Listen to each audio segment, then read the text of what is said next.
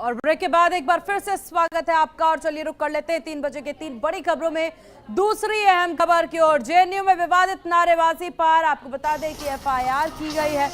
ये बड़ी जानकारी आपको दे दें, जेएनयू प्रशासन ने एफआईआर दर्ज करने की मांग की है। जेएनयू प्रशासन ने दिल्ली पुलिस को चिट्ठी लिखी। दिल्ली पुलिस की टीम जेएनयू पहुंची। मामले की जांच और पूछताछ में टीम जुटी है। तो जेएनयू कैंपस में एक बार फिर से विवादित नारों की गूंज सुनाई दी। एक बार फिर से 2020 की देश विरोधी कांड के 6वीं वर्षी पर नारे लगे। ये नारे सोमवार रात प्रधानमंत्री और गृहमंत्री अमित शाह के खिलाफ लगे हैं। घटना तब हुई जब सुप्रीम कोर्ट ने 2020 के दिल्ली दंगे की साजिश के मामलों में स्टूडेंट एक्टिविस्ट को गिरफ्तार किया था।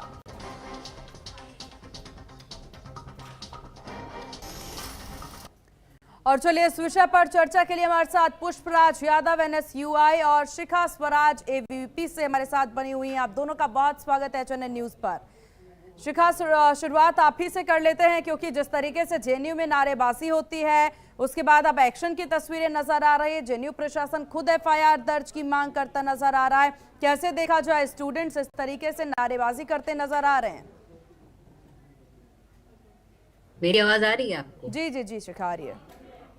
देखिए, न्यूज़ में कल से मैं देख रही हूँ कि सारे मीडिया चैनल्स पे, हर जगह आर्टिकल्स में, न्यूज़ में ये न्यूज़ है, क्योंकि कल रात को ही साबरमती, मेरा हॉस्टल साबरमती है, साबरमती के बाहर साबरमती ढाबा है, वहाँ पे एक प्रोटेस्ट हो रहा था। कुछ स्टूडेंट्स खड़े थे, लेफ्टिस्ट ऑर्गेनाइजेशन से अफिलिएशन रखते थे वो, और अलग अलग तरीके से नारे लग रहे थे। मोदी शाह की कब्र खुदेगी, फिर बहुत अजीब अजीब नारे, जो आप एक मतलब अगर जेएनयू से बाहर देखा जाए उन नारों के बारे में, ये एक कॉमन सेंसिकल अप्रोच भी अगर अपनाया जाए उन नारों के बारे में, तो बहुत वायलेंट थे, बहुत डिमीनिंग थे। सिर्फ एंटी गवर्नमेंट नहीं, एंटी स्टेट था उनका मकसद।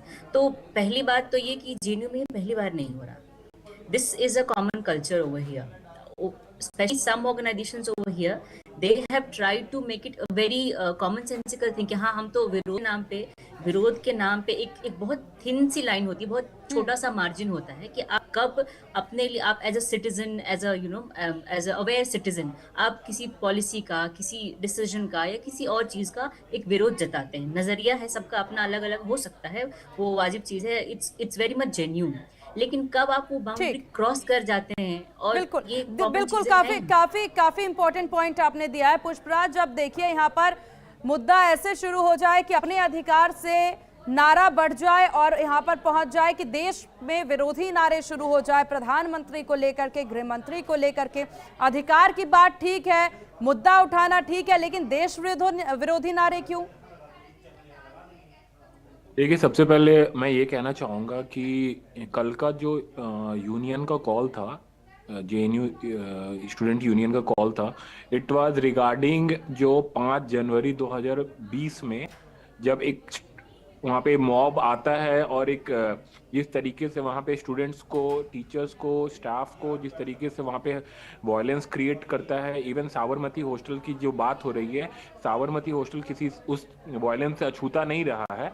सभी को मालूम है कि किस तरीके से साबरमती के हॉस्टल में घुसकर वहाँ के छात्रों के रूम में किस तरीके से वायलेंस किया गया था, और उसका एक तरीके से एनिवर्सरी क्रिएट किया जाता है। बिकॉज स्टिल नाउ वो केस चल रहा है, उसका अभी तक कुछ जस्टिफाई अभी तक हुआ नहीं है।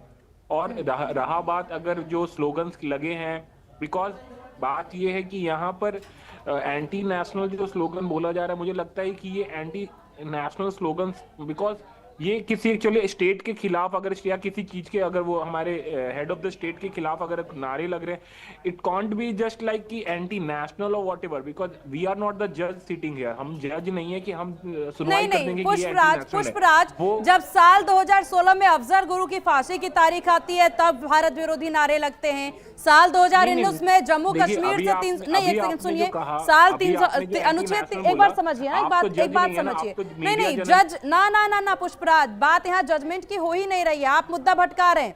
जजमेंट की बात होती तो होती, लेकिन इस तरह के नारे स्टूडेंट से उम्मीद की जाती है। भारत के पक्ष में बात करें, जब यहाँ पर अलगाववादी नारे लगे, साल 2026 में शर्जील उमर की जमान खारिज और पीएम गृह मंत्री के विरोध में नारे लग जाए, तो ये क्या आपको ठीक लग रहा है? जजमेंट की तो बात ही नहीं हो रही है, यहाँ बात हो रही है कि जो नारे लगे हैं, आखिर ऐसे नारे बच्चों को क्यों लगाने पड़ रहे हैं? क्या वजह है? कौन है मास्टरमाइंड?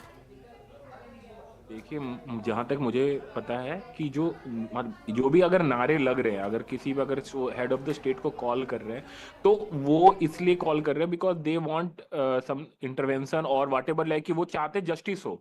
बिकॉज जस्टिस तो 2020 के जो प्रोटेस्ट में वहां उसका भी केस का भी तो कोई जस्टिफिकेशन अभी तक आया नहीं है। राइट, जिस तरीके से कैसे लोग घुस गए, कैसे इतने सारे लोग अगर सिक्योरिटी होने के बावजूद किस तरीके से जेएनयू के अंदर और इवन साबरमती हॉस्टल के अंदर लोग आ जाते हैं, तो उसकी केस तो अभी तक चल ही रही है।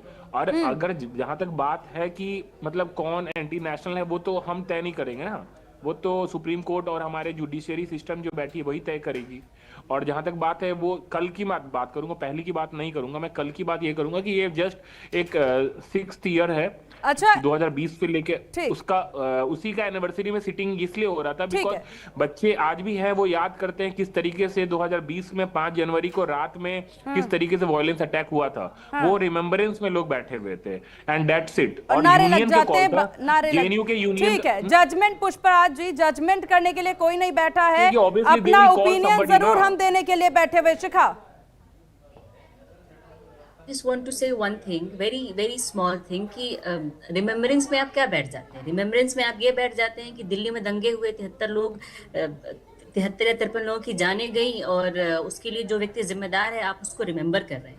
रिमेम्बरेंस के लिए आप क्या बैठ जाते हैं कि कैसा व्यक्ति जिसने ये स्टेटमेंट दिया है कि चिकन नेक से भारत के नॉर्थ ईस्ट को अलग कर दो, आप उसके रिमेम्बरेंस में बैठ जाते हैं। रिमेम्बरेंस में क्या बैठ जाते हैं कि पेरियार हॉस्टल में घुस के आयशी घोष जो उस समय की प्रेसिडेंट थी, उनका वीडियो है, फुटेज है कि घुस रही हैं, बाकायदा रॉड लेके घुस रही हैं, और उस समय के एबीपी जेएनयू के प्रेसिडेंट को मारा जा रहा है, उनका दौड़ते हुए अपनी जान बचाते हुए वीडियो है। इन सारी चीजों की रिमेम्बर, नेट को आप अलग कर देंगे, दिल्ली में दंगे करवा देंगे, आप उसके लिए कुछ नहीं कह रहे हैं, स्टूडेंट्स को मारेंगे, आप उसके लिए कुछ नहीं कह रहे हैं, तो ये रिमेम्बरेंस कैसा रिमेम्बरेंस है मुझे समझ में नहीं आ रहा। और रही बात स्टेट ऑफ द हेड को अपोज करने का, तो state of the head is like आप हेड का use, state of the head का यूज कर रहे हैं। आप एक पार्टी का एज अ बीजेपी को अपोज कर सकते हैं, चलो एक सेकंड के लिए मोदी शाह को अपोज कर सकते हैं, पॉलिसी नहीं अच्छी है, आपका राइट है, बट आपको पता है आप क्या कह रहे हैं? भारत तेरे टुकड़े होंगे, ये कौन सा नारा है? जिस साबरमती हॉस्टल की आप बात कर रहे हैं, उसी साबरमती ढाबे पे नारे लगे थे जिसने पूरे जेएनयू को पूरी दुनिया में बदनाम करके रख दिया। आज तक लोग, मेरे जैसे स्टूडेंट जवाब देते फिर रहे हैं कि नहीं, JNU is not an anti national space, क्योंकि हम भी यहाँ पढ़ रहे हैं, हमारी भी नहीं, इज्जत देखिए सम्मान की बात देखिए हम भी शिखार बढ़ाते हैं। पुष्पराज, ये बहुत चिंता का विषय है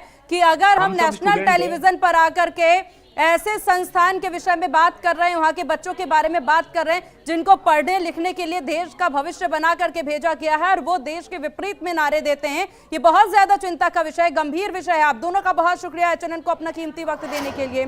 इसी के साथ इस खास पेशकश में बस इतना ही। बने रहिए एचएनएन न्यूज के साथ। नमस्कार।